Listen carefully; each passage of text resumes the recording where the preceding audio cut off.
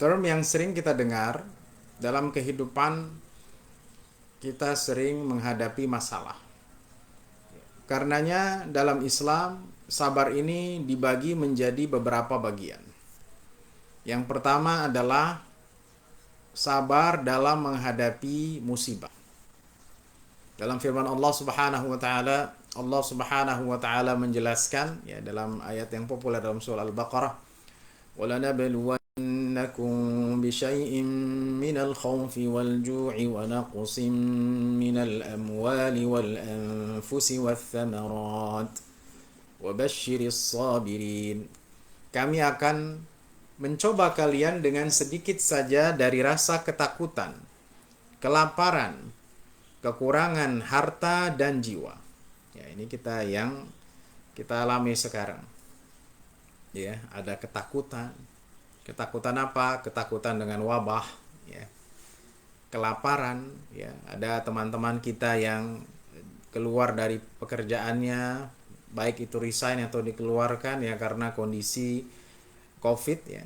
Banyak yang menganggur ya. Dan juga kekurangan harta.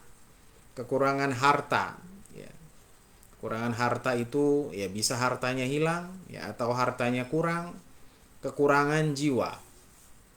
Paling tidak kalau kita melihat data COVID-19 ini ya yang meninggal ini ratusan ribu. Ya, ratusan ribu ya di Indonesia ini, jadi banyak bukan sedikit ya. Yang terpapar jutaan. Yang terpapar jutaan. Jadi ini semua adalah bala. Adalah cobaan dari Allah Subhanahu wa taala. Dan dari bala-bala itu Allah Subhanahu wa taala menjelaskan, berilah kabar gembira kepada orang-orang yang sabar. Jadi sabar ini yang pertama adalah sabar dalam menghadapi musibah. Yaitu apabila terkena kepada mereka musibah, mereka mengatakan inna lillahi wa inna ilaihi raji'un. Ya. Kami milik Allah dan sesungguhnya kami akan kembali kepadanya. Jadi ini yang perlu kita pahami bersama, bahwa ketika kita terkena musibah, kita ya mengucapkan inna lillahi wa inna ilaihi raji'un.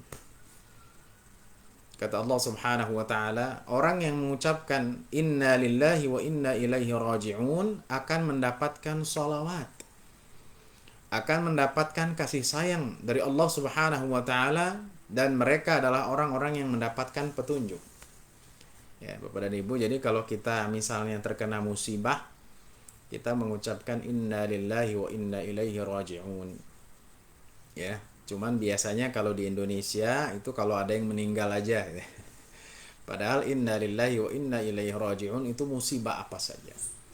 Uang kita hilang, inna lillahi wa inna ilaihi raji'un. Ban kita kempes, inna lillahi wa inna ilaihi raji'un. Ya, mobil kita disenggol atau ditabrak orang, inna lillahi wa inna ilaihi raji'un. Ya. Artinya apa? Inna lillahi wa inna ilaihi raji'un. Artinya ini adalah pengakuan bahwa kita semua milik Allah dan bahwa kita akan dikembalikan kepadanya. Jadi kalau kita punya harta, itu pada hakikatnya bukan harta kita, tapi harta titipan. Kalau kita punya anak, ya itu anak titipan dari Allah sebagai amanah bagi kita. Kalau kita punya jabatan, jabatan itu adalah titipan. Ya. Kalau kita punya rumah, rumah itu adalah titipan. Mana yang menunjukkan titipan? Ya, yaitu fananya, yaitu ketidakabadiannya. Jadi mungkin sekarang ada bapak dan ibu menjabat sesuatu, nanti akan ditinggalkan. Itu adalah sesuatu yang kudrati atau sesuatu yang memang natural, tabi'i, ya. Sesuatu yang sesuai dengan sunnatullah. Nggak selamanya kita menjabat, nggak selamanya kita hidup di dunia, ya. Nggak selamanya kita bersama dengan anak. Bisa jadi kita duluan dipanggil Allah atau anak yang duluan dipanggil Allah. Ini menunjukkan apa? Inna lillahi wa inna ilaihi raji'un. Kita semua milik Allah dan kita akan kembali kepada Allah. Artinya apa yang kita miliki sekarang adalah titipan, bukan kepemilikan yang hakiki. Jelas ya. Nah, nanti baru ketika kita meninggalkan dunia ini, ya, insya Allah dalam keadaan terbaik kita akan dihisab di hari akhir nanti, dan baru akan diberikan kenikmatan yang tidak pernah berhenti dan tidak pernah habis, yaitu di surga insya Allah subhanahu wa ta'ala. Jadi itu yang pertama, ya, berkaitan dengan kesabaran, yaitu sabar ketika mendapatkan musibah, ya. Musibah sekecil apapun kita harus bersabar, ya. Baik. Yang kedua adalah sabar dalam melakukan ketaatan. Ini juga butuh kesabaran. Sabar tadi artinya tahan, bisa mengikat diri, bisa mengencangkan diri. Ini butuh kesabaran. Ya, makanya kita akan memasuki bulan puasa insya Allah subhanahu wa ta'ala. Ini butuh kesabaran. Kalau kita tidak punya kesabaran, ya mungkin kita tidak melakukan puasa. Na'udzubillah. Ya, jangan sampai ini terulang. Ya, sekitar 10 tahun yang lalu, ya, ketika saya berjalan di Nusantara, ada pemuda-pemudi yang nyeruput, ya, es kelapa, ya, di siang hari, tengah hari bolong di bulan puasa, gitu kan, ya. Allahu alam, ya, yang pasti ini pemandangan yang kadang atau sering kita lihat, ya, kita tidak ingin, ya. Ternyata ketaatan itu butuh kesabaran, ya. Ya, tidak sedikit atau ada orang yang tidak mau puasa dengan alasan tertentu, ya, panas lah, gitu kan, ya, kerjaannya berat lah, ya. Bahkan ada beberapa orang yang kuli atau yang membangun bangunan nggak mau puasa, ya. Ketika ditanyakan kenapa nggak puasa, ya karena saya ngangkat, ya, batang, ngangkat batu, ya, ngaduk semen, naik ke atas, kemudian bangun ini dan itu, gitu kan. Nah, padahal Allah Subhanahu wa ta'ala mewajibkan puasa, ya. Kalau saya puasa nanti kerjanya nggak benar, gitu. Ini mungkin alasannya, ini sekilas bisa masuk akal, gitu ya. Maka ada caranya, ya. Ada solusinya. Solusinya apa? Solusinya adalah, ya, orang yang memperkerjakan atau pengembang, ya, memberikan keringanan. Kalau lagi puasa, para kuli dan para pekerja, ya, itu dikurangi jamnya. Yang harusnya jam 5 selesai, jam 1 selesai, misalnya, ya. Makanya kan juga demikian kalau di instansi-instansi biasanya lebih dulu, ya. Cuman kalau misalnya di kantor kan enak ada AC. Gitu kan. Tapi kalau misalnya orang yang kena panas, ya, ini mungkin bisa lebih dipahami untuk dikurangi jamnya. Jadi ini butuh kesabaran, ya. Dalam ketaatan itu butuh kesabaran. Mengaji butuh kesabaran. Ya, makanya Allah Subhanahu wa ta'ala jelaskan tadi, wasta'inu bis sabri was salah, ya. Mintalah kepada Allah dengan sabar dan salat. Salat juga membutuhkan kesabaran, ya, butuh kesabaran. Tidak mungkin seseorang bisa menjaga waktu salat, melakukannya dengan sebaik-baiknya kalau ia tidak memiliki kesabaran. Itu, ya. Makanya nanti kita diuji, dalam puasa diuji, dalam taraweh diuji, ya. Ini imam bacanya lama banget, ya. Akhirnya ketika bilang besok taraweh di mana, ada taraweh, ya. Di sana berapa rakaat? Di sana 11 rakaat, tapi bacanya 1 juz. Oh, yang lain deh. Di sana berapa rakaat? Di sana 23 rakaat, tapi 15 menit selesai. Ya, jadi nyari yang paling cepat. Butuh kesabaran, ya. Butuh kesabaran. Ya, dalam sholat butuh kesabaran. Nanti tarawih butuh kesabaran. Apalagi membaca Quran butuh kesabaran. Bagaimana mungkin kita bisa menghatamkan Quran kalau kita tidak memiliki kesabaran, ya. Bisa menghatamkan setiap hari sejuz, ya. Itu butuh kesabaran. Termasuk mengaji seperti daring ini juga bagian dari ketaatan dan amal soleh, butuh kesabaran. Ya, makanya ini yang perlu kita pahami bersama ya, tentang sabar dalam ketaatan. Juga dalam sedekah butuh kesabaran. Ya, uang yang kita miliki, gaji yang kita miliki, tunjangan, apalagi, ya, dan yang lain-lainnya, ya, kita butuh kesabaran, ya, butuh kekuatan untuk mengeluarkannya. Karena mungkin ada sebagian orang untuk sedekah itu sulit, ya, untuk mengeluarkan harta itu sulit sekali.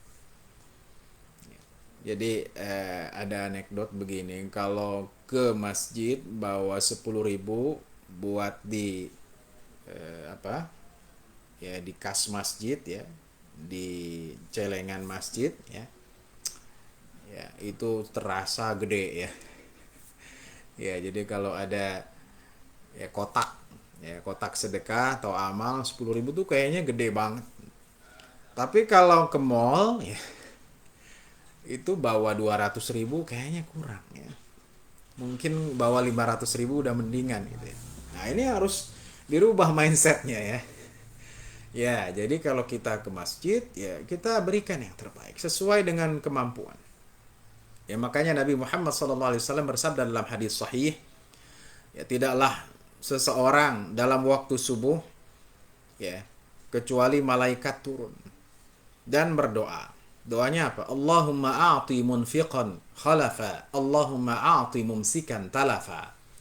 Ya Allah, berikanlah orang yang berinfak, ya, itu penggantinya, ya, diganti sama Allah insyaallah dengan pahala dan uang lagi yang lebih banyak, ya. Insyaallah. Kalau nggak pahala, maka Allah ganti dengan fisiknya.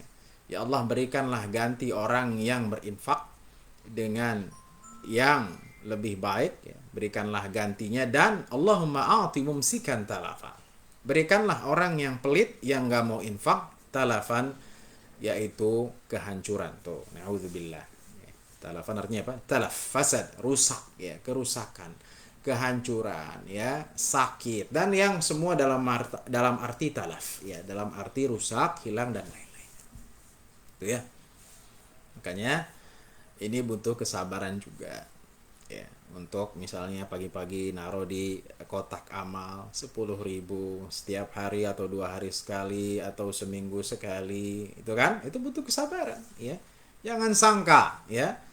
Makanya kata Allah Subhanahu wa taala, jangan sangka orang yang bisa sedekahnya rutin itu tidak sabar. Kata Allah Subhanahu wa taala, "Wa may yuqa syuhha nafsihi fa ulaika humul muflihun."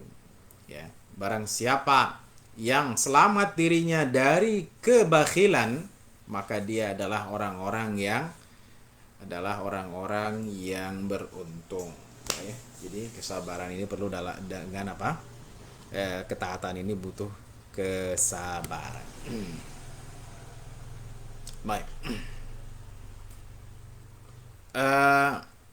Kemudian yang selanjutnya adalah, yang ketiga adalah sabar dalam meninggalkan kemaksiatan, yaitu dengan dosa. Ini juga butuh kesabaran, ya.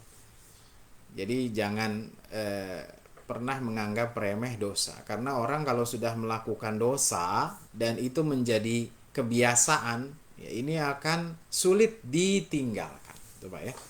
Jadi kalau kita melakukan dosa nih, dosa lagi, ya, baik itu dosa yang sama atau yang berbeda, tapi kita sering melakukannya, nanti untuk meninggalkannya sulit. Ya, makanya ada sabar dalam meninggalkan maksiat. Kalau kita melihat maksiat, ya kita tinggalkan, ya, jangan kita lakukan. Baik itu yang berkaitan dengan harta, ya, di situ banyak maksiat, ya, atau berkaitan dengan pandangan, ya. Kata Nabi Muhammad SAW, ya, kullu bani Adam, ya, lahu hadzuhu minaz zina la mahalah. Setiap anak Adam akan kebagian dari zina, ya. Fazina al-ain an-nazar. Zinanya mata adalah pandangan. Gitu kan? Dan seterusnya. Jadi kalau kita melihat sesuatu yang tidak baik, kita tinggalkan. Ya, kalau kita diajak misalnya di rumah atau oleh teman, lagi di kantor diajak untuk ya melakukan perbuatan dosa, minum minuman keras, ya, atau dunia gemerlap, dugem dan lain-lainnya, jangan mau. Ya, kadang kemaksiatan itu datang karena adanya ajakan. Ada yang memotivasi kita untuk melakukan dosa. Gitu ya. Apalagi ini mau puasa. Jangan sampai kita melakukan sesuatu yang bisa merusak puasa. Ya, balik lagi kepada apa? Kesabaran. Suatu hari sekitar 10 atau 11 tahun yang lalu saya turun dari stasiun Depok Baru ya. Dulu nggak seperti sekarang ya. Jadi bapak-bapak dan ibu-ibu dulu masih ada Pakuan, ada ekonomi AC, ada ekonomi gitu ya. Kalau naik kereta itu banyak yang dagang ya, saya ingat bang. Al-Muhim yang penting jadi dulu keluar itu dari mana arah pasar gitu ya, naik mobil angkot, dan ketika itu yang nyetir itu dia ngerokok gitu sambil malu-malu ya. Dia ngerokok sambil malu-malu di tengah bulan Ramadan. Ya, terus dia bilang, maaf pak, saya nggak puasa gitu, karena saya di depan waktu itu ya, naik angkot, belum ada Gojek tahun 2011an. Oh iya, saya bilang, gitu kan. Kenapa gitu kan? Kata dia, tadi saya bertengkar ya, berkelahi sama teman saya. Jadi dan saya tersenyum saja. Jadi anggapan dia kalau berkelahi, bertengkar itu batal puasa sehingga bisa ngerokok gitu ya. Ya padahal tidak demikian ya. Saya tersenyum, saya tidak bilang menyalahkan dia, karena saya tahu ya ada memang sebagian orang yang ya mencari alibi, alasan ya. Yang pasti saya merasa aneh ya, karena ada banyak orang yang tidak paham apa yang membatalkan, apa yang menghilangkan pahala puasa. Itu harus dibedakan. Jadi kalau berantem nih misalnya, naudzubillah ya, bertengkar bapak dan ibu ya, wah batal nih pak ya, enggak batal puasanya ya, tetapi pahalanya berkurang atau hilang. Itu yang perlu dipahami. Jadi ini butuh apa? Butuh kesabaran. Meninggalkan kemaksiatan itu butuh kesabaran. Ya. Butuh perjuangan. Apalagi orang yang sudah nyemplung di dalam maksiat. Maksudnya gimana? Gini. Kalau orang pernah melakukan maksiat, khususnya dosa besar, ya. Kemudian dia sudah tobat, maka ada bisikan-bisikan lagi yang ingin ya menyebabkan dia jatuh lagi ke maksiat. Contoh. Orang yang dulunya narkoba, itu kan, dia direhab. Narkoba ya mungkin dia nggak sebentar ya, 2 tahun 3 tahun, bahkan ada yang lebih dari itu direhab. Dia udah tobat, tiba-tiba di tengah jalan temennya nelpon, ya bro ya kapan nih ngumpul lagi nih, ada nih ya. Ada nih bahan nih gratis lah buat ente ya, buat ya kita kumpul kangen gitu. Nah ini butuh kesabaran ya. Makanya kata Nabi Muhammad SAW ya, dalam satu hadis yang disebutkan ya, bahwa di antara orang yang akan mendapatkan manisnya iman yaitu orang yang ia tidak ingin kembali kepada kekufuran atau kemaksiatan, bisa ditafsirkan demikian, sebagaimana ia tidak mau masuk ke dalam api gitu ya. Itu dia akan bergolak batinnya. Orang yang misalnya minum khamr ya, minum minuman keras ya, mungkin dia minumnya udah biasa gitu ya. Kemudian dia tobat ya. Nah, setelah dia tobat ada godaan lagi tuh. Butuh kesabaran nggak? Ini kesabarannya harus lebih lagi ya. Temennya ngajak, ya udahlah bro, sekali-kali ya. Iya, gue aneh bayarin nih ya. Oh iya, boleh juga nih dibayarin. Jadi ini apa? Sabar untuk menahan kemaksiatan. Ya, kita harus bisa menahannya. Jadi jangan sampai, poinnya adalah jangan sampai kita masuk ke dalam dosa, khususnya dosa besar. Karena kalau kita sudah masuk ke dalam dosa besar, ketika kita meninggalkannya, bisikan-bisikan itu akan datang dan kita harus ekstra sabar. Ya. Nauzubillah ya, insyaallah kita tidak terjerat dalam narkoba, kita tidak terjerat dalam pergaulan bebas, ya, minuman keras, ya, atau perjudian dan lain-lainnya. Ini karena dia akan menyebabkan, ya, kita akan masuk ke dalam dosa itu, menyeret kita, ya. Kalau kita tidak memiliki ekstra sabar, kita akan kembali kepada kemaksiatan itu. Na'udzubillah, tsumma na'udzubillah. Itu ya. Jadi ini masalah kesabaran. Ya, makanya banyak sekali keutamaan kesabaran. Ya, bahkan Nabi Muhammad SAW ya, menyebutkan, ya, sungguh takjub orang yang beriman itu urusannya. Semua perkaranya baik. Dan itu tidak dimiliki kecuali oleh orang yang beriman. Kalau ia mendapatkan kesenangan, ia bersyukur. Itu baik baginya. Kita jelaskan syukur ya. Kalau ia mendapatkan, ya, keburukan, dia sabar, itu baik baginya. Keutamaan sabar, ya. Kemudian juga dikatakan innama yuwaffas sabiruna ajrahum bighairi hisab. Sabar itu akan dipenuhi pahalanya tanpa perhitungan, Pak. Maksudnya gimana? Orang sabar itu pahalanya unlimited. Ya, yeah. Kayak paket Telkomsel ya. Paket internet ini. Ya, unlimited. Gimana unlimited? Ya, biasanya kita dengar pahala itu dikalikan 10, 100, 700. Sabar itu lebih dari itu. Bi ghairi hisab.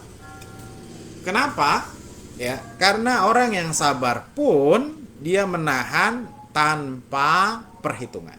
Nah, ini bagi bapak-bapak dan ibu-ibu perlu kita pahami ya, bahwa sabar itu tidak ada batasnya.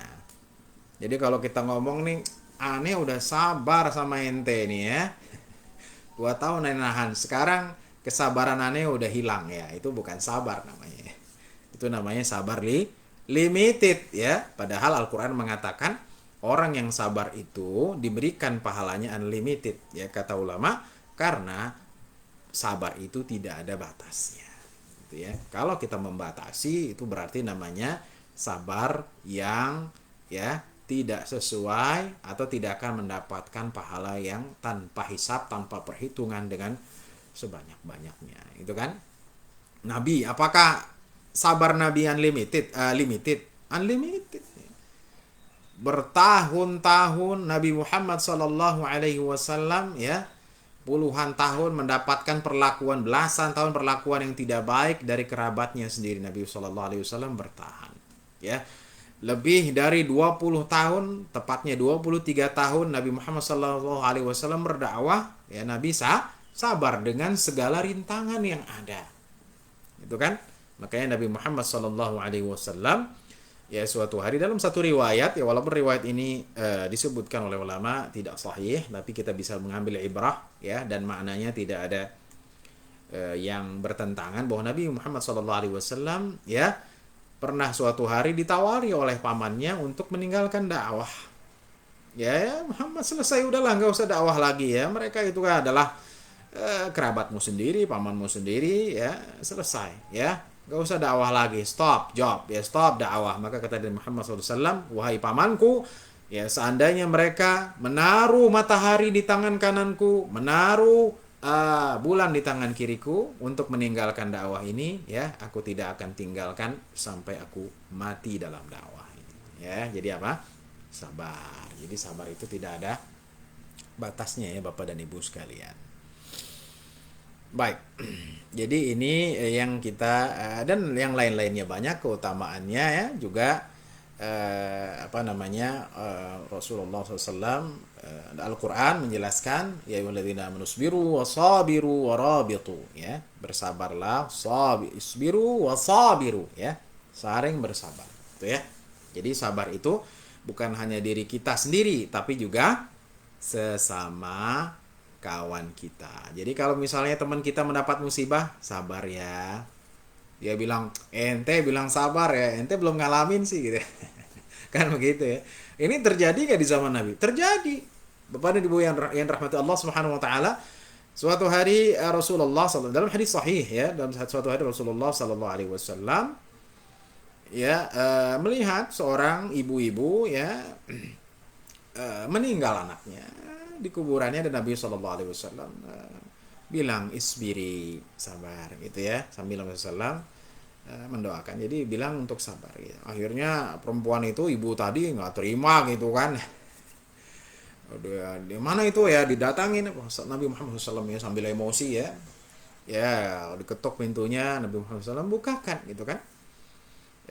Kemudian kamu yang bilang begini-begini ya gitu kan, ya saya kata Nabi SAW nggak marah, perempuan itu emosi ya, ya ya saya yang tadi bilang bersabarlah. Terus kata ibu tadi gimana, innaka lam tusab bimusibati, innaka lam tusab bimusibati, engkau tidak pernah merasakan musibah ini. Bahasa kitanya apa, ente belum pernah ngalamin sih gitu kan, gitu kan. Ada orang yang tertimpa musibah, sabar ya, sabar ya, coba ente yang ngalamin sendiri gitu ya. Dan itu terjadi sama Nabi Muhammad SAW ya. Itu sesuatu yang biasa dan Nabi tidak marah ya. Inilah ya kasih sayang Nabi Muhammad SAW. Paham betul ya, kalau memang ada orang yang sedang ketimpa musibah, kita nasehatin ya, bisa jadi dia balik ya, sabar aja, coba ente sendiri yang ngalamin gitu kan, nggak apa-apa ya. Yang jelas kita menyampaikan ya, watawasau bil haqqi watawasau bi as-sabri ya. Jadi orang-orang yang tidak akan merugi ya, di dunia dan di akhirat ya, illal ladzina amanu wa amilus shalihat, orang yang beriman, beramal saleh, saling bernasihat, berwasiat dengan kebenaran, dan saling berwasiat dengan kesabaran ya. Jadi nggak usah canggung kalau teman kita misalnya dia dapat musibah, kita bilang sabar ya, kita hibur dia ya. Juga kita dalam rumah tangga demikian, sabar ya, insya Allah Allah akan berikan pahala ya.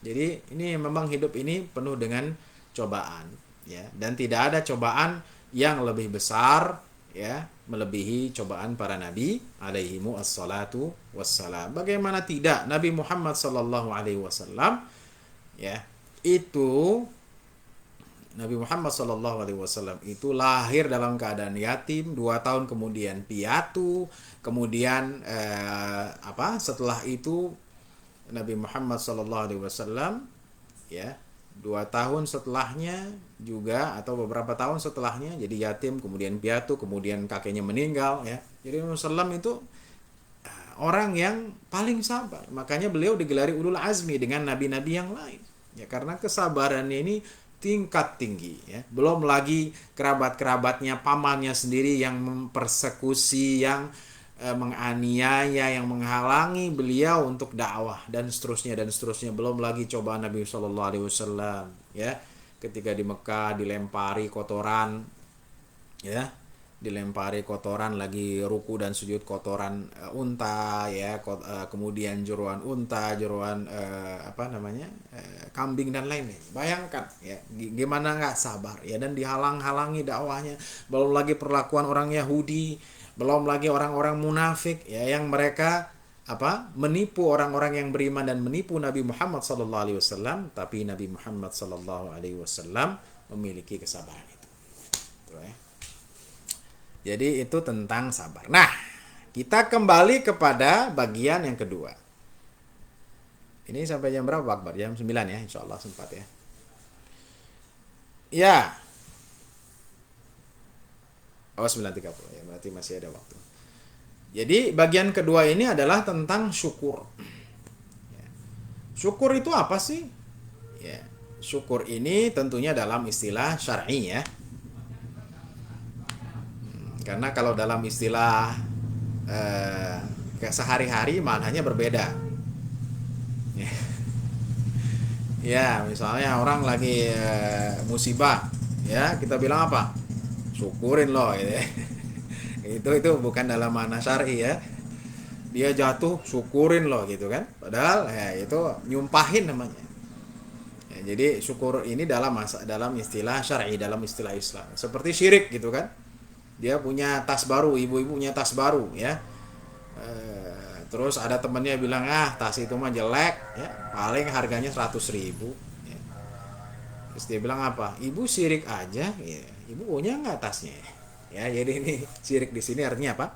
Hasad, dengki ya. Jadi syukur di sini bukan arti bahasa Jakarta ya atau bahasa sehari-hari syukurin ya, itu artinya sumpah ya, menyumpahkan yang tidak baik. Jadi syukur di sini kata ulama, ya syukur ini apa? Nah, syukur ini adalah pengakuan terhadap nikmat yang diberikan dari Allah. Ya, saya ulangi. Syukur ini adalah pengakuan atas nikmat yang diberikan dari Allah, ya. Dengan apa? Dengan tunduk, dengan cinta, ya, kepada Allah Subhanahu wa taala. Gitu ya. Jadi kalau misalnya sabar ini melawan diri, menahan diri dari perbuatan-perbuatan yang haram, syahwat-syahwat ya, yang diharamkan, ya, juga menahan diri, menguatkan diri untuk taat, menahan diri, menguatkan diri dalam dalam menghadapi musibah, maka syukur itu adalah pengakuan. Ya, pengakuan terhadap nikmat yang Allah berikan dengan tunduk dan cinta kepada. Ya. Gitu ya. Jadi syukur itu berbeda dengan memuji. Ya, kata ulama, memuji itu dengan lisan. Ya. Ya, memuji itu dengan lisan. Ya, alhamdulillahirabbil alamin. Tapi syukur itu bukan hanya lisan, dengan perbuatan. Ya, makanya syukur itu ya adalah pengakuan terhadap nikmat Allah Subhanahu wa taala dengan cinta dan tunduk. Berarti apa? Adanya perbuatan. Ya, jadi ada beberapa. Pertama adalah tunduk kepada Allah. Kedua, cinta. Ini rukun syukur. Ketiga, pengakuan. Keempat, memuji. Kelima, nah ini, kelima apa? Tidak menggunakannya pada hal-hal yang dibenci oleh Allah Subhanahu wa taala. Jelas ya? Nah, ini jadi dia berkaitan dengan perbuatan. Ya, berkaitan dengan perbuatan. Makanya Nabi Muhammad sallallahu alaihi wasallam ya, suatu hari Rasulullah sallallahu alaihi wasallam ya, dia pernah dilihat oleh Aisyah setelah sholat malam nih Bapak Ibu ya. Rasulullah sallallahu alaihi wasallam kakinya bengkak. Bengkaknya karena sholat malam. Nah, kita kakinya bengkak ini karena ngapain? Habis main bola nih Kiai ya, main futsal bengkak kakinya. Ini Rasulullah SAW kakinya bengkak karena apa? Karena tahajud. Subhanallah. Ya, sehingga Aisyah beliau radhiyallahu anha ya, heran ya, dia bilang, ya Rasulullah, mengapa engkau begitunya sih beribadah ya sampai kakimu bengkak tuh ya, Bapak dan Ibu sekalian, kakinya bengkak ya. Bukankah Allah sudah mengampunkan dosamu yang lampau dan yang akan datang? Tuh ya, Rasul dijamin masuk surga. Dijamin. Ya, kalau kita ada nggak jaminan? Nggak ada ya. Sertifikatnya ada? Nggak ada. Kalau sertifikat vaksin ada ya. Tapi sertifikat Bapak Fulan masuk surga, nomor pertama, nomor kedua, nomor ketiga, ada nggak? Nggak ada. Nabi Muhammad SAW sudah dijamin masuk surga. Ya, itu ya. Kemudian kata Aisyah, bukankah dosamu sudah diampunkan ya Rasulullah? Sudah diampuni ya, tapi mengapa engkau ibadah sampai seperti ini ya? Sampai seperti ini ya, kakimu bengkak, kata Aisyah radhiyallahu anha. Maka Rasulullah SAW jawabannya apa? Nah, perhatikan jawaban ini. Afala akunu abdan syakura. Ya. Tidakkah aku ingin menjadi hamba yang bersyukur ya. Jadi artinya apa? Artinya syukur itu bukan hanya diucapkan, tetapi juga ya diejawantahkan ya, direalisasikan dengan ibadah, dengan praktik. Gitu ya. Alhamdulillah saya mah bersyukur nih ya. Badan saya sehat ya, saya nggak pernah COVID gitu ya. Alhamdulillah dong. Terus gimana badannya? Ya udah, saya rebahan aja di rumah. ya, nggak mau ibadah, nggak mau ikut kajian, ya, nggak mau ngaji, nggak ke masjid, ya. Nah, ini artinya belum apa? Belum bersyukur kepada Allah Subhanahu Wa Taala. Gitu kan. Alhamdulillah, ya, saya nggak pernah punya riwayat penyakit kronis, ya. Terus ngapain? Ya, ya udah, biasa aja, tapi nggak mau apa namanya taklim, nggak mau ngaji, gitu. Alhamdulillah nih, kenapa? Gaji saya naik terus. Alhamdulillah. Ya, saya dipromosin terus naik. Alhamdulillah. Terus gimana? Ya udah gitu aja. Enggak, ya alhamdulillah gaji saya naik terus, tunjangan naik terus. Alhamdulillah saya bisa berbagi. Saya bisa menyantuni orang yang tidak mampu. Saya bisa bersedekah, saya bisa berzakat. Nah, itulah wujud dari syukur. Jadi syukur itu harus ada wujudnya. Realnya seperti apa? Perbuatannya seperti apa? Itu yang dimaksud dengan syukur. Ya. Baik, Bapak dan Ibu yang dirahmati Allah Subhanahu wa taala. Nah, maka sabar dengan syukur itu ya ada kaitannya. Kaitannya apa? Ya, kaitannya orang yang bersyukur dia akan melakukan perbuatan baik. Gitu kan? Dan perbuatan baik itu akan dipertahankan. Ketika ia mempertahankan perbuatan baik itu, maka ia bersabar. Jelas ya? Jadi penunjang syukur itu adalah bersabar. Nabi Muhammad SAW bersyukur dengan ibadah, dan tentunya beliau bersabar. Bahkan kaki Rasulullah SAW itu bengkak, itu hanya beberapa tahun sebelum beliau wafat sallallahu alaihi wasallam. Baik.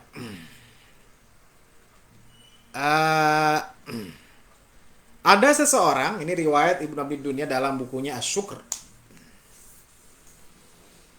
Seseorang berkata kepada Abu Hazim Salamah bin Dinar. Salamah bin Dinar seorang tabi'in. Dia bertanya, apa itu syukur mata? Ya Abu Hazim. Ya Abu Hazim kunyahnya, ya, panggilannya Abu Hazim, ya. Ya, kunyahnya, ya. Panggilannya Abu Hazim. Apa itu syukur mata? Ya. Kata Abu Hazim, kalau engkau melihat kebaikan, ya, dengan matamu itu engkau, ya, menjelaskannya. Jelas ya? Jadi kalau engkau melihat kebaikan, engkau menjelaskannya. Itu adalah syukur mata. Oh, alhamdulillah saya melihat tadi ada hujan, ya, alhamdulillah diinfokan, ya, dijelaskan. Ya. Apabila engkau melihat keburukan dengan matamu, engkau tutupi. Ya, jadi kalau melihat keburukan jangan diapakan? Jangan dikasih tahu orang, ya. Oh, tadi saya melihat begini, melihat maksiat, jangan, ya. Simpan saja. Tapi kalau melihat kebaikan, kasih tahu orang. Kemudian tanyakan lagi, apa itu syukur telinga? Ya. Kata Abu Hazim, kalau engkau mendengar kebaikan dengan dua telingamu, ya, engkau memahaminya. Oh, jadi itu syukur apa? Syukur telinga. Jadi kalau kita dengar, kita apa? Pahami, kita masuki. Jangan masuk ke kanan, keluar kiri. Itu tidak bersyukur. Ya. Makanya saya sering kalau lagi ngasih kajian atau lagi taklim gitu, paham ya.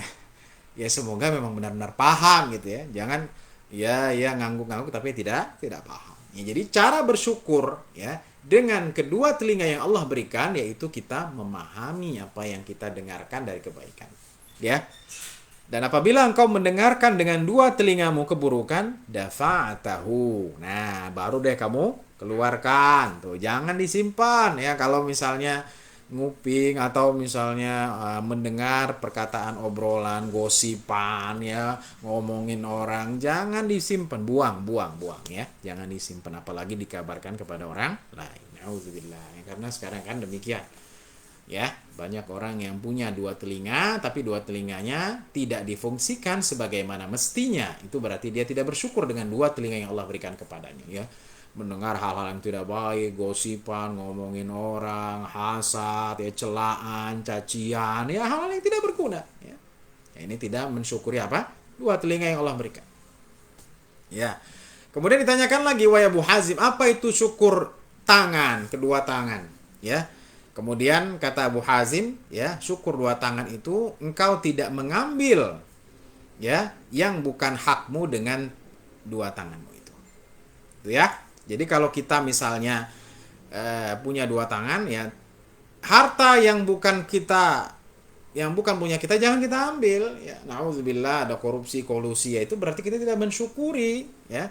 Tidak bersyukur dengan dua tangan kita, ya. Jadi engkau tidak mengambil yang bukan hakmu dan engkau tidak menahan hak Allah dengan tanganmu. Nah, ya, ada dua nih. Yang pertama hak orang lain, yang pertama yang bukan hak kita jangan kita ambil dengan tangan kita. Yang kedua hak orang lain jangan kita tahan. Auzubillah, ya. Jangan sampai kita, ya, menahan hak orang lain, ditahan-tahan padahal hak dia, nggak boleh, ya, persyaratannya ini dipersulit gitu, ya, padahal jelas-jelas ini hak dia, ya, jangan dipersulit, ya. Kasih memang hak dia, dengan tangan kita persulit dia, ya, karena itu berarti kita tidak bersyukur dengan kedua tangan kita, ya. Nah, ini nih yang penting nih, yang nggak kalah pentingnya nih, ini panjang, ya, tapi subhanallah perkataan Salamah bin Dinar ini luar biasa. Kemudian ditanyakan lagi, apa itu syukur perut? Nah, perut nih, perut yang kita miliki, ya. Kata Abu Hazim, ya, syukur, ya, dengan perut itu, ya, bawahnya, ya, bawahnya, ya, lambungnya, maksudnya di dalam perut kita, bawahnya adalah makanan, atasnya adalah ilmu. Oh. Ya, bapak-bapak dan ibu yang rahmati Allah, maksudnya apa nih Kiai, ya? Maksudnya apa? Maksudnya jangan semua itu isinya makanan, ya. Kata Nabi Muhammad sallallahu alaihi wasallam, ya, fathuluthun li ta'amihi wa thuluthun li syarabihi wa thuluthun li nafasihi. Jadi perut anak Adam itu sepertiganya untuk makanan, sepertiganya untuk minuman, dan sepertiganya untuk nafas. Nah, ini perlu saya sisipkan nih, jangan sepertiganya untuk makanan, sepertiganya untuk makanan, ya, sepertiganya makanan lagi. Ya, nah ini sehingga perut kita, wah, penuh banget ini, ya. Apalagi bulan Ramadan ini, saya mengingatkan diri saya dan kita semua untuk tidak berlebihan, ya. Jadi kalau kita berlebihan berarti kita tidak mengamalkan, ya, syukur yang menurut Salamah bin Dinar, salah seorang tabi'in, tentunya dari generasi emas pertama setelah sahabat, namanya tabi'in. Itu, ya. Jadi jangan sampai kita punya niat untuk balas dendam, itu, ya. Sahur kita 3 piring, buka kita 3 piring, ya. Ya. Kan Rasul itu katanya menyukai yang ganjil. Allah menyukai yang ganjil. Rasulullah Sallallahu Alaihi Wasallam itu, ya, buka dengan 3 butir kurma, ya. Iya Kiai, saya juga demikian, ya. 3 butir kurma, 3 gelas teh manis, 3 piring cendol. Ya. Kenapa waktunya, ya?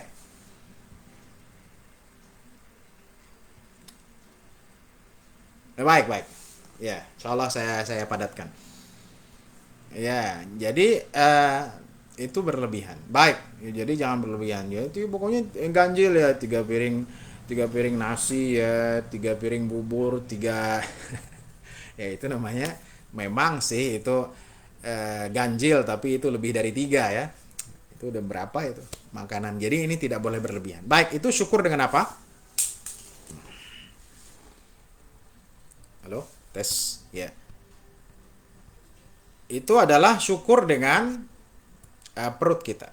Kemudian ditanyakan lagi, apa itu syukur kehormatan, ya, atau kemaluan? Maka disebutkan, ya, bahwa menjaga, Abu Hazim membacakan surah Al-Mu'minun, ya, dan orang-orang yang beriman yang mendapatkan firdaus, mereka adalah yang menjaga kemaluannya kecuali kepada, ya, istri, ya, kepada istrinya atau kepada yang dimiliki oleh tangan, itu budak, ya, dulu di zaman perbudakan, ya. Jadi itu. Kemudian ditanyakan lagi, apa itu syukur dengan 2 kaki? Ya, nah ini. Ya. Apabila engkau melihat orang yang meninggal, wabattahu, Ya, ista'malta bihima amalahu. Kalau engkau melihat seorang mayit yang baik, ya, maka ya kakimu menggunakan untuk yang baik juga. Apabila engkau melihat mayit yang buruk, ya jenazah yang tidak baik, ya, maka engkau menahan kakimu untuk melakukan yang seperti dia lakukan. Itu ya. Baik. Wa anta syakirun lillah, dan engkau syukur kepada Allah. Nah, ini nih poinnya. Barang siapa yang bersyukur dengan lisannya tetapi ia tidak bersyukur dengan anggota tubuhnya, ya, maka itu seperti orang yang memiliki kisah. Ya, memiliki apa? Kisah. Kisah itu seperti sorban lah gitu ya.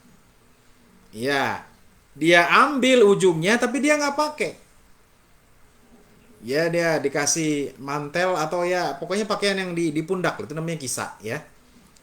Ya bisa ya seperti yang menutup, bisa sorban atau bisa ya yang menutupi lah, menutupi pundak ya biasanya kalau kedinginan. Nah, jadi seperti orang yang punya kisah, seperti orang yang punya penutup pundak, ya bisa itu sorban atau itu mantel, dia cuma ambil pinggirnya, dipegang pinggirnya tapi nggak dipakai. Ya, kata Abu Hazim itu tidak bisa ya menutupi dia, tidak bisa menyelamatkan dia dari kedinginan. Ya, tidak bisa ya melindungi dia dari dingin, dari panas, dari hujan, ya, dari salj, es, nggak bisa karena dia nggak pakai, ya. Itu kira-kira demikian. Atau dalam yang lain lah, misalnya orang ini kan kata Abu Hazim ya. Jadi dia dikasih apa? Dikasih payung ya, cuman diambil doang pinggir, cuman nggak dibuka. Ya kira-kira ya dia kehujanan nggak? Kehujanan. Kepanasan nggak? Kepanasan. Ya sama demikian ya. Jadi kalau cuma bilang alhamdulillah saya bersyukur, tapi bukan dengan anggota tubuh ya, tidak mau bersedekah, kemudian tidak menggunakan lisannya, tidak menggunakan matanya dalam kebaikan. Tadi sudah saya jabarkan ya, tidak menggunakan kakinya dalam kebaikan, tidak menggunakan telinganya dan seterusnya ya, maka dia sama seperti orang yang ya diberikan sesuatu atau memegang sorban atau mantel, dia tidak pakai. Sama dengan seperti orang yang memegang payung tapi dia tidak buka payungnya dan dia tidak pakai payungnya, maka dia akan tetap kehujanan dan kepanasan atau tertimpa hujan atau kedinginan dan lain-lain. Baik, demikian yang bisa saya sampaikan dalam pembinaan ASN kali ini. Semoga dapat dipahami dan kita bisa menjalankannya, ya, mengaplikasikannya dalam kehidupan. Insya Allah subhanahu wa ta'ala, ya, khususnya kita kurang dari sebulan insya Allah akan masuk di bulan Ramadan 1443 2022. Semoga ya Omikronnya sudah pulkam ya. Ya, jadi pulang kampung duluan Omikronnya ya. Ya, dan kita bisa melakukan ibadah puasa tahun ini lebih baik, lebih khusyuk, lebih apa ya? Lebih tenang lah gitu ya. Karena bagaimanapun ya katanya walaupun Omikron seperti flu biasa, tapi orang yang merasakan ya tetap aja beda, yang namanya virus ya. Jadi ada was-was ya. Kalau was-was itu sudah hilang, yaitu virus itu sudah berangsur hilang dan insya Allah menjadi endemi, selesai, yang menjadi penyakit flu biasa ya, insya Allah kita bisa lebih fokus ya, bisa lebih bebas ya, bebas dalam arti kita bisa melakukan ibadah dengan semaksimal mungkin seperti dalam keadaan normal. Amin ya rabbal alamin. Semoga Allah memberikan umur dan kesehatan kepada kita ya untuk menjalankan ketaatan dan untuk menjalankan ibadah puasa ini insyaallah subhanahu wa ta'ala. Amin ya rabbal alamin. Wa sallallahu ala nabiyyina Muhammadin wa ala alihi wa sahbihi wasallam. Baik, saya serahkan kembali ke Pak Akbar, silakan.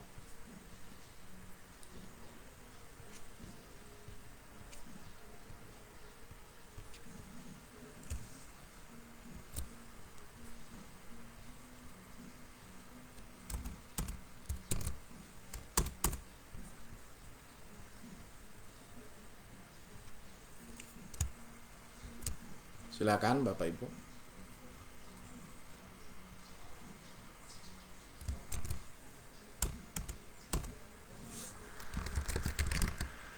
Silakan Pak Wirmo. Waalaikumsalam warahmatullahi wabarakatuh.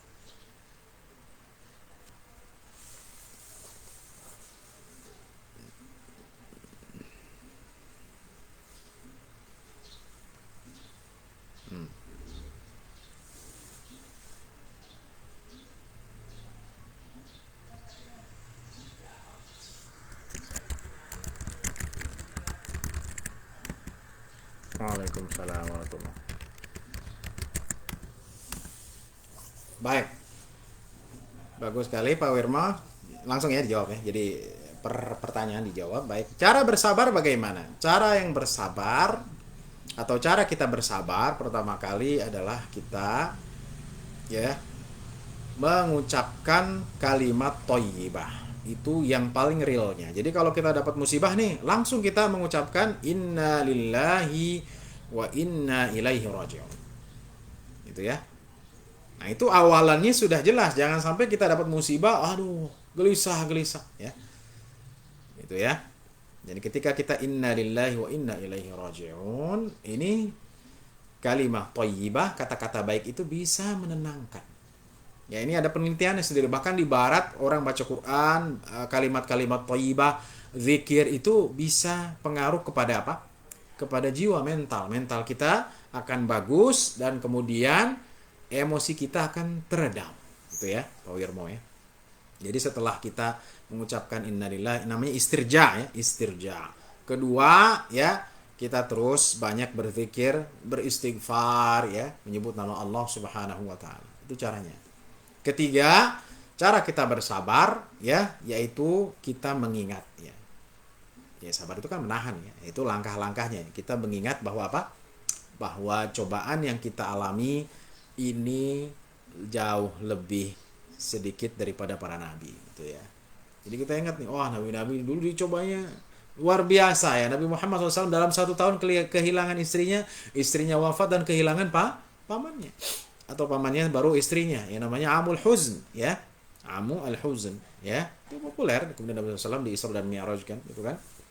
Ya, kemudian Nabi SAW kehilangan semua anak lakinya. Ya, dalam arti anak lakinya semuanya itu Qasim.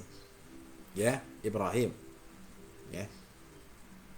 Qasim, Ibrahim dan Abdullah semuanya ya ini meninggal di waktu kecil, masih bayi. Bagaimana sedihnya Nabi SAW, bayangkan ya. Laki-laki, anak laki-laki tiga-tiganya meninggal waktu masih baby semua. Ya, Nabi SAW maka tidak memiliki keturunan dari anak laki-laki, yang tidak punya. Ya, tapi kalau dari perempuan ada Fatimah, ya, ada, kemudian dari Fatimah ada anak dari Ali bin Abi Thalib radhiyallahu anhu, itu ada. Tapi laki-laki nggak ada. Ya, jadi kita harus mengingat. Ya. Yang keempat, ya agar kita bisa bersabar, ya kita harus ingat pahalanya. Ya, itu caranya. Makanya Nabi SAW menganjurkan kita kalau kita dapat musibah, Allahumma ajurni fi musibati wa akhlif li khairan minha. Ada doanya ya. Ya Allah, berikanlah aku pahala atas musibah yang aku hadapi dan berikanlah aku ganti yang lebih baik. Jelas ya. Nah, ini kita mungkin yang mungkin kadang atau sering terskip di sini ya. Jadi kalau kita musibah ya sabar, tapi kita lupa minta pahala. Padahal itu adalah sunnah Nabi SAW, ya sahih ya. Ya. Jadi ketika kita dalam musibah, semakin banyak musibah, semakin banyak pahala yang Allah berikan. Ya, itu.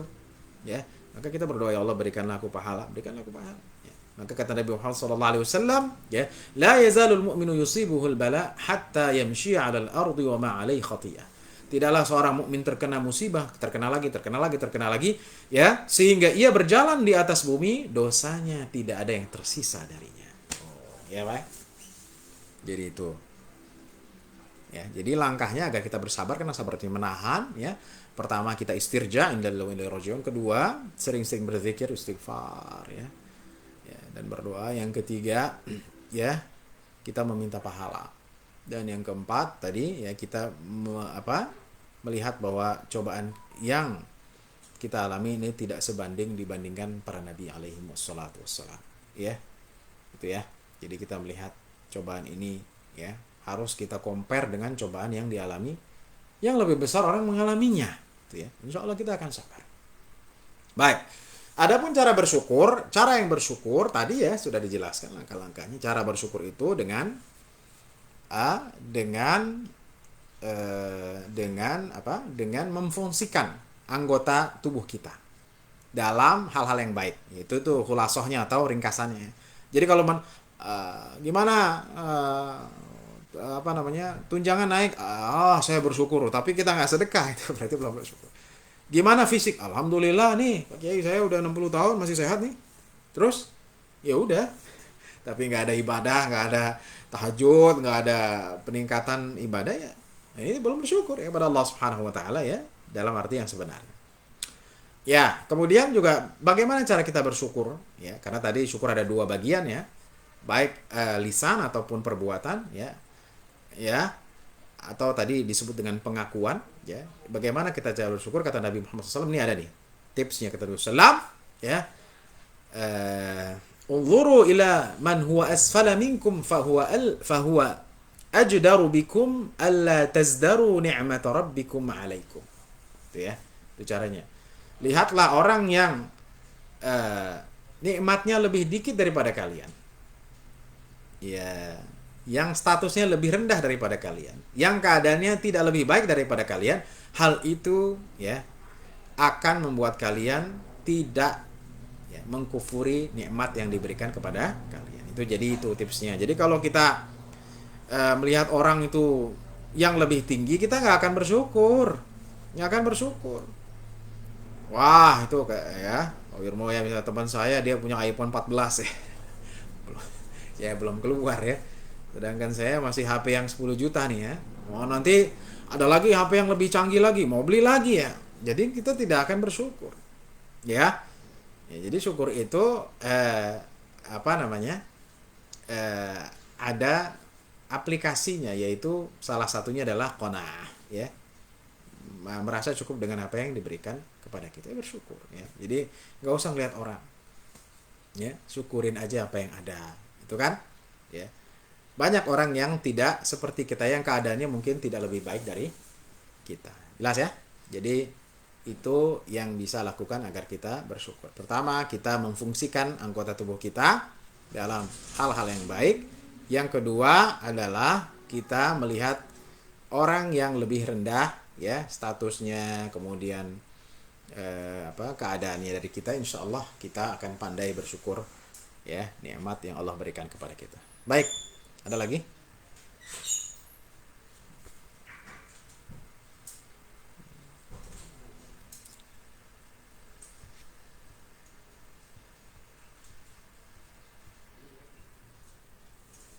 Silakan Pak Adi.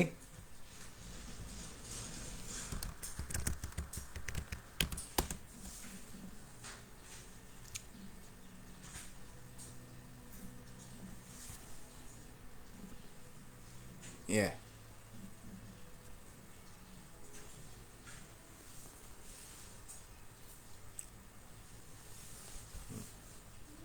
Hmm.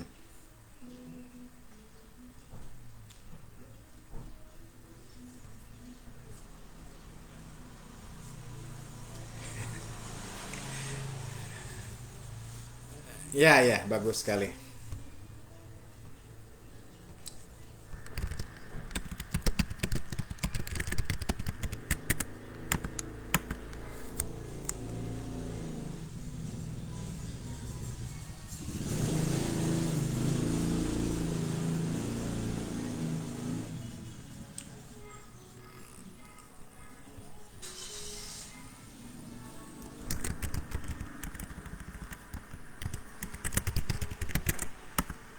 Hmm.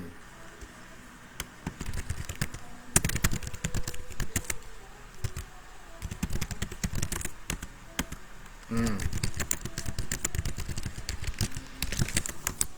Ya.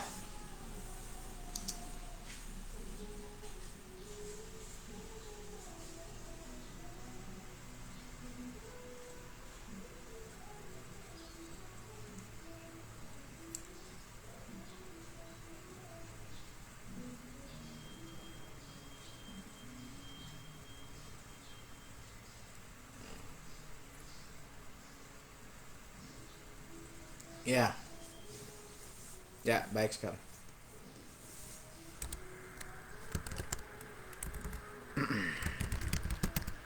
Baik, yang pertama adalah masalah meluapkan emosi gitu ya. Emosi ya, ya memang eh, kalau orang nggak emosi itu dia akan terpendam, ya, nanti bisa stres, kira-kira demikian ya. Hadis Nabi SAW mengatakan, la taghdab walakal jannah, jangan kau marah bagimu surga. Baik, jadi yang memang terlarang itu adalah marah atau emosi yang dia melampaui batas, ya Pak Adi ya. Maksudnya melampaui batas tuh gimana Pak Kiai ya? Misalnya lempar piring ya, nendang meja hancur gitu ya, atau uratnya sampai keluar semua sehingga dia darah tinggi gitu ya. Tapi kalau misalnya dia sekedar sharing, makanya saya bilang bukan bukan marah ya, sharing, ya dia artinya curhat, nggak masalah, jelas ya.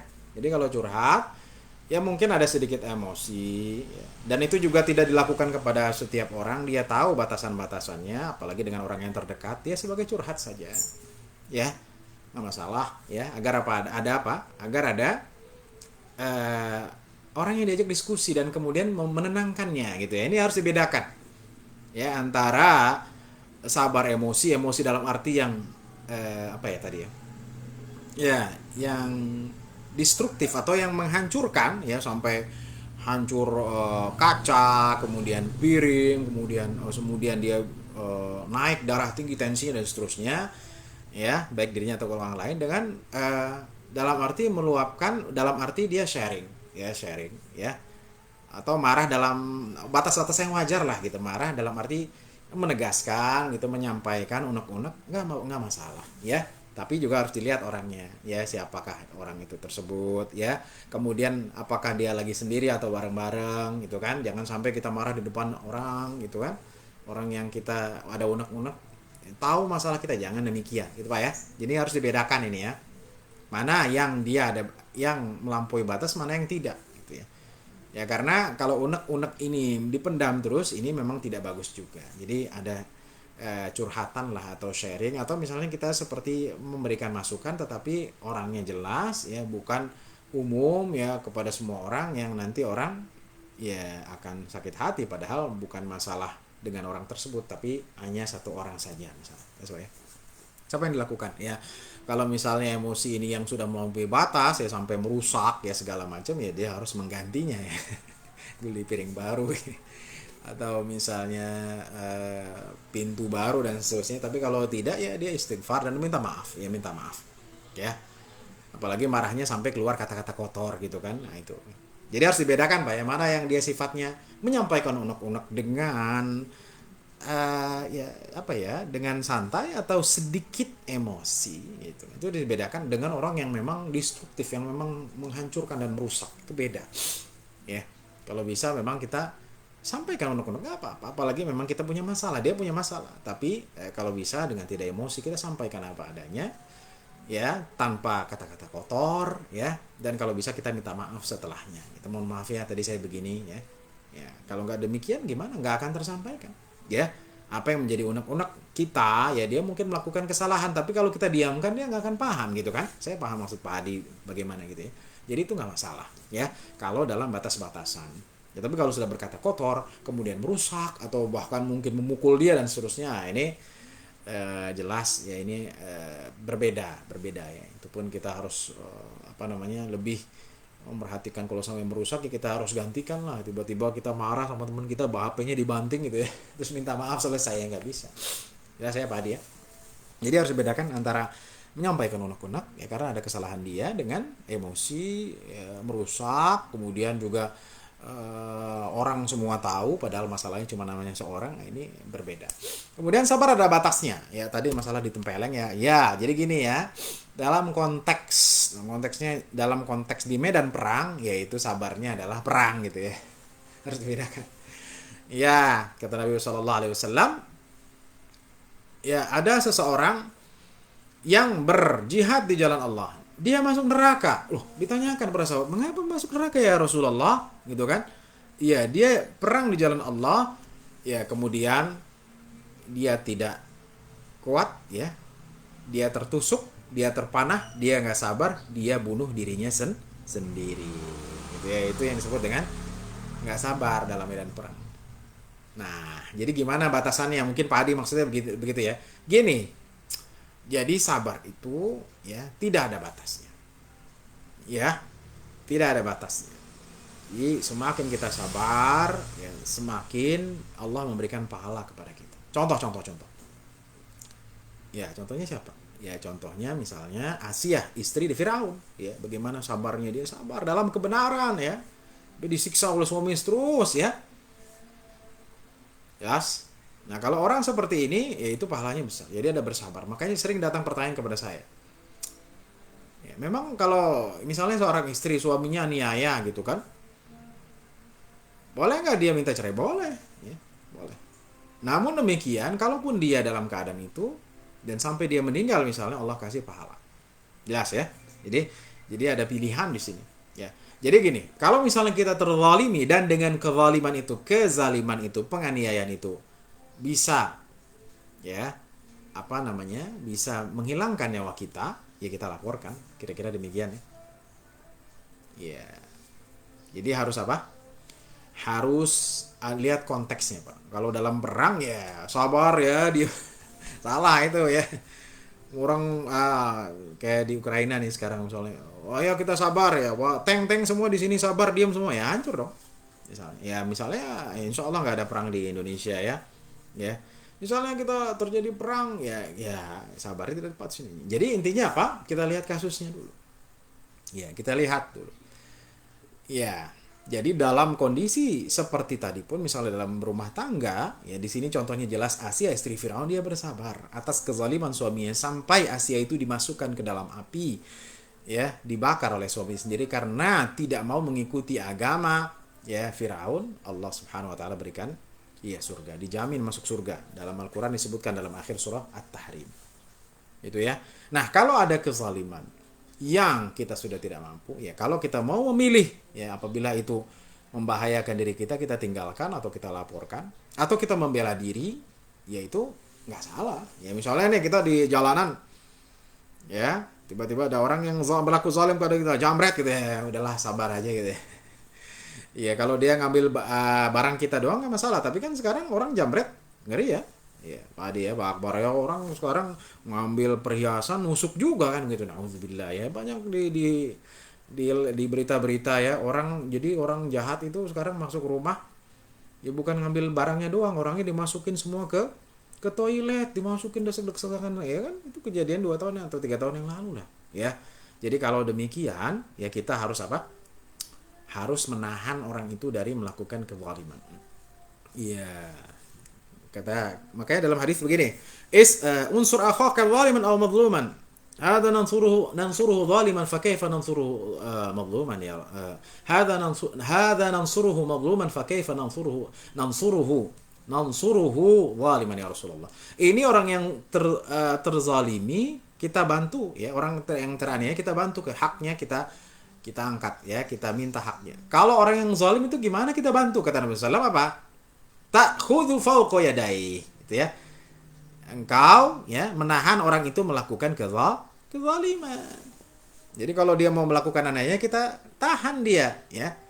Ya kalau misalnya dia menggunakan senjata tajam, ya kita harus membela diri kita.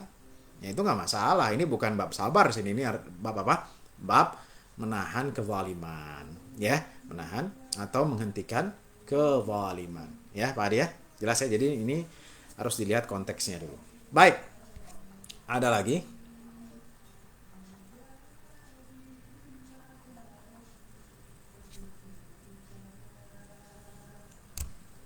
Ya.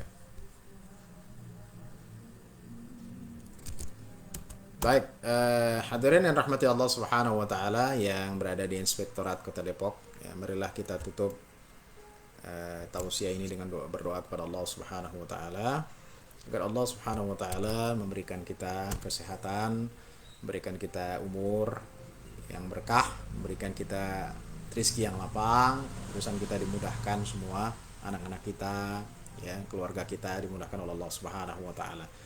Mari kita mulai dengan membaca Al-Fatihah. A'udzubillahi minasyaitonirrajim.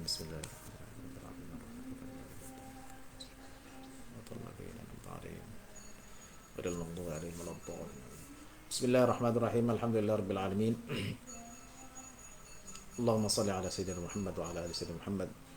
اللهم ادفع عنا جهد البلاء ودرك الشقاء وسوء القضاء وشماتة الأعداء. اللهم ارزقنا الصحة والعافية والدوام على الطاعة والاستقامة وبلغنا رمضان يا رب العالمين. وبلغنا رمضان يا رب العالمين. اللهم ارزقنا رزقا حلالا واسعا مباركا فيه. اللهم ارزقنا رزقا حلالا واسعا مباركا فيه. اللهم يسر أمورنا واشرح صدورنا يا رب العالمين. اللهم اغفر لنا ذنوبنا ولوالدينا وارحمنا وارحمهم كما ربونا صغارا. اللهم اشف مرضانا وارham mautana. Ya Allah, Tuhan kami, ampuni dosa kami dan dosa kedua orang tua kami. Sayangi mereka berdua sebagaimana mereka menyayangi kami di waktu kecil. Ya Allah, Tuhan kami, berikanlah kami umur, berikanlah kami kesehatan. Sampaikanlah kami di bulan Ramadan tahun ini, ya Allah, ya Rabbal Alamin. Jauhkan segala penyakit dari kami, angkatlah wabah ini dari kami, ya Allah. Berikanlah kami ketenangan dalam beribadah, kekhusyuan, kekhuduan, agar kami bisa menjalankannya dengan sebaik-baiknya, ya Allah. Murahkanlah rizki kami, mudahkanlah urusan kami, urusan keluarga kami, urusan anak-anak kami, urusan umat Islam semuanya, ya Allah. Berikanlah kami rizki yang lapang dari jalan yang kami tidak sangka-sangka, ya Allah. Dekatkanlah kami kepadamu, ya Allah. Berikanlah kami keberkahan di dunia ini, ya Allah. Selamatkan kami dari api neraka, masukkan kami ke dalam surgamu, ya Allah, bersama orang-orang yang kami cintai, ya Allah. Bersama orang tua kami, keluarga kami, dan orang-orang yang kami cintai. Ampunilah dosa orang tua kami dan dosa pendahulu-pendahulu kami, masukkan mereka ke dalam surgamu, ya Allah, ya Rabbal Alamin. Rabbana atina fid dunya hasanah wa fil akhirati hasanah wa qina adzabannar. Sallallahu ala Muhammadin wa sallam. Subhana rabbika rabbil izzati amma yasifun wa salamun alal mursalin walhamdulillahi rabbil alamin. Amin.